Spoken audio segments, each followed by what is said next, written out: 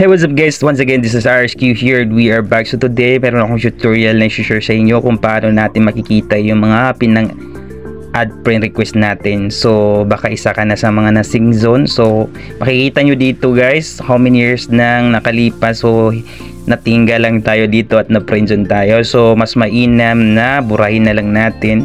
Alright.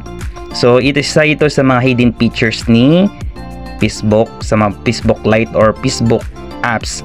So yan guys, sobrang dami. So hindi nila pinagko-confirm. So na-friendzone tayo. So mas mainam na i-delete na lang natin or i-remove. Alright.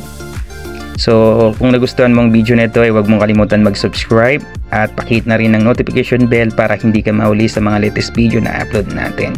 Alright. So sobrang dami niyan guys. So mayroon ng 4 years, 6 years. So sobrang dami guys. So check nyo rin sa inyo guys, baka meron na kayong pinag-unrequest yan or mga kapitbahay nyo lang na hindi kayo ina-accept. Mas mainam na i-remove nyo na lang.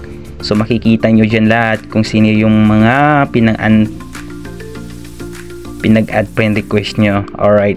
So minsan kasi hindi nyo na nakikita sa sobrang dami na ng pinag-add friend request nyo. So dyan na ipon guys. Alright.